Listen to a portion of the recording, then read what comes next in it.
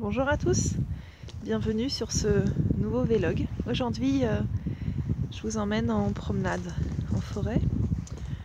J'avais envie de quitter un petit peu l'univers confiné de la ville, ses bruits, son agitation.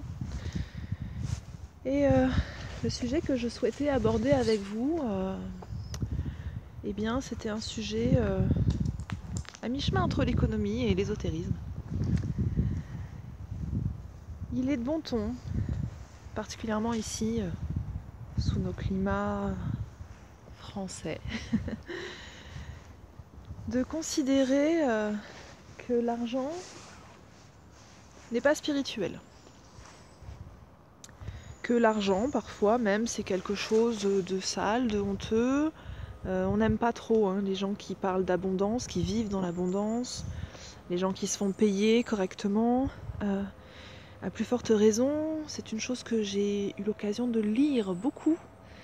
Et à chaque fois, je peux pas dire que ça me mette en colère ou que ça m'attriste ou quoi que ce soit, c'est juste, je le lis et puis j'ai même rien à répondre parce que on est dans un cadre de valeurs tellement différent.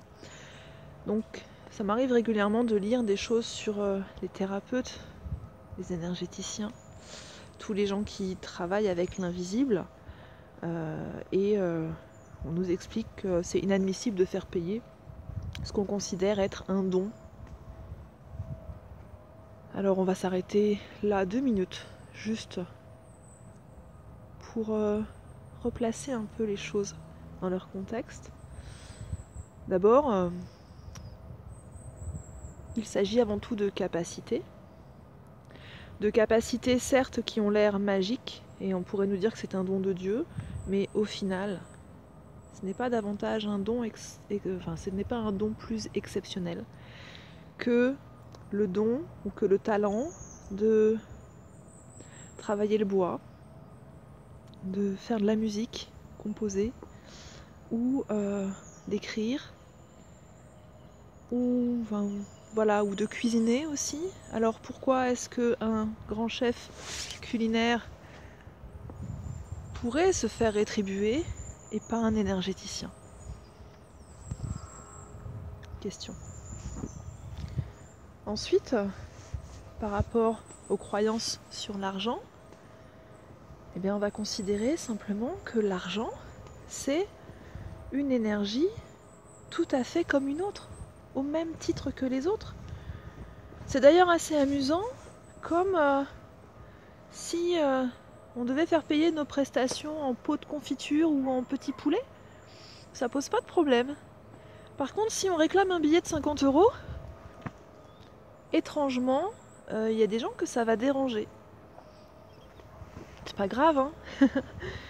C'est pas grave et c'est pas tout à fait l'objet de la vidéo. La vidéo, l'objet en fait aujourd'hui, c'est que j'avais envie de vous parler de cette notion d'échange d'énergie et de l'effet que ça induit quand on n'est pas dans l'échange, qui est un effet de dette. On n'aime pas avoir des dettes. On n'aime pas vivre à crédit, vous êtes d'accord avec moi?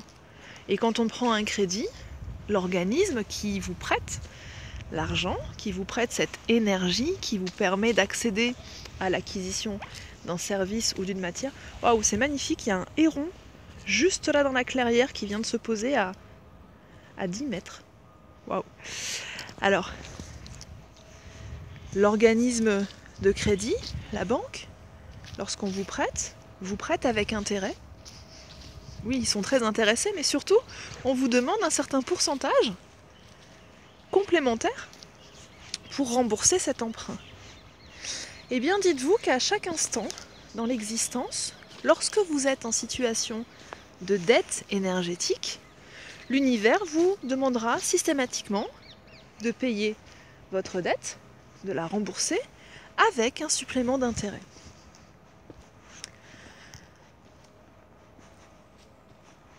Et donc, c'est vraiment important d'être tout à fait conscient dans les échanges, dans les relations, de ne pas se mettre soi-même en dette vis-à-vis des autres, parce qu'en plus, lorsqu'on se met en dette, on ne sait pas ce que l'univers nous prépare, on ne sait pas quel niveau de conscience on a suffisant pour pour se permettre ensuite de pouvoir rembourser cette dette.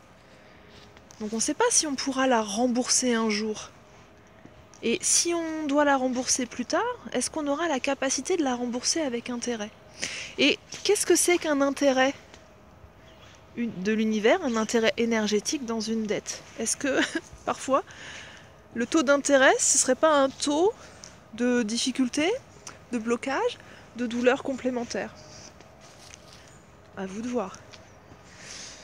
Mais je voulais aussi attirer votre attention sur autre chose, c'était de bien être conscient de ne pas mettre les autres en dette.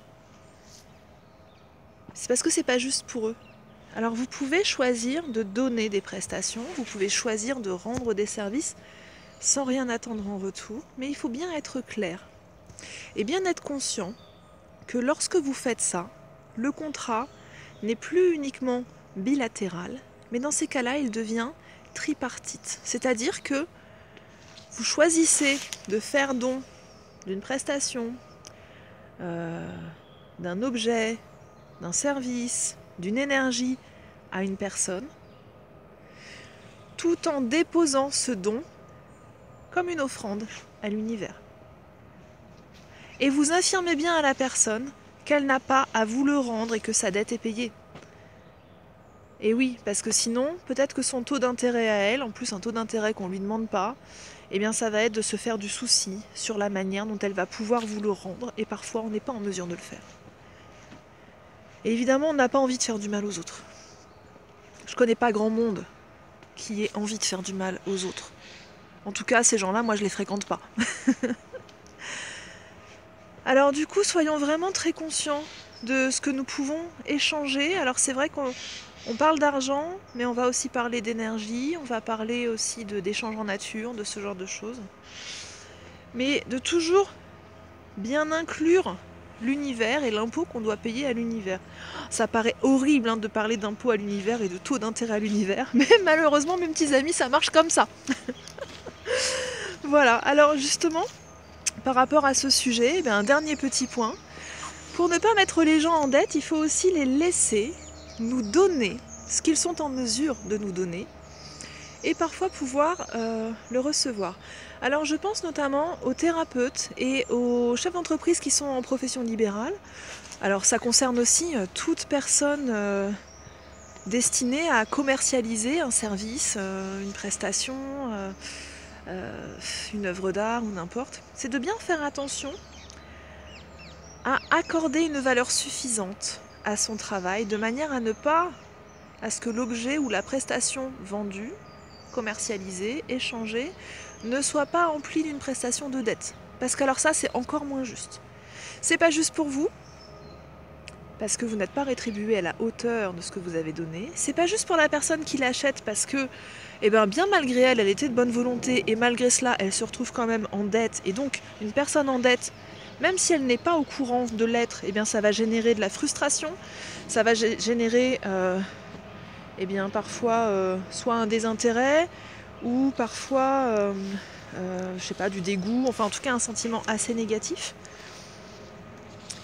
Et puis la deuxième chose, c'est que même si vous avez estimé que votre prestation ou votre objet a une certaine valeur énergie, argent, une certaine valeur d'énergie argent, l'argent qui est donc une énergie matérialisée en monnaie d'échange, il faut aussi laisser l'autre donner un complément de rétribution avec de la gratitude, du remerciement et toute autre chose qui vont constituer peut-être des taux d'intérêt. Quand elle le fait, peut-être que c'est sa manière de combler le déficit entre la valeur perçue et la valeur offerte. Là, je rentre dans des techniques un peu économistes, mais je sais que certains d'entre vous et beaucoup d'entre vous me comprennent très bien. Et peut-être même aussi qu'en faisant ça, elle paye une dette. Soit qu'elle a contracté avec quelqu'un d'autre, soit pour quelqu'un d'autre. En fait, ça c'est vraiment super important, et dans les lois de fonctionnement de l'univers, c'est que tout n'est pas toujours un échange entre uniquement deux personnes, mais parfois l'énergie aime bien tourner et aime bien traverser différents groupes d'esprits, d'âmes, de personnes. Voilà. Je vous laisse sur ces petites réflexions. Je vais poursuivre ma promenade. Je vais m'écarter un peu parce que là, ils sont en train de couper les arbres. J'aime pas trop ça. Alors décidément, en ce moment, moi qui aime beaucoup l'automne, c'est un peu mis à mal entre les bûcherons qui font leur travail pour l'ENF et puis, eh bien, malheureusement, eh bien, la chasse qui est ouverte. On commence d'ailleurs dès ce lundi avec une grande battue aux sangliers et aux chevreuils. Ça me fait mourir de l'intérieur de savoir ça. On a plusieurs dates et c'est vraiment quelque chose que je comprends pas et qui me fait vraiment très mal au cœur, mais c'est comme ça. Tout seul, on peut pas grand chose. Je vous souhaite un très agréable week-end. Je vous donne rendez-vous très vite, c'est promis, pour les prévisions énergétiques de la pleine lune de dimanche. Elles sont écrites, hein, juste je peux pas vous les tourner en pleine nature, ça c'est pas possible. Je vous embrasse très fort les loulous, je vous aime très fort. Passez une très belle journée, soirée, nuit, matinée, tout ce que vous voulez, mais à très bientôt.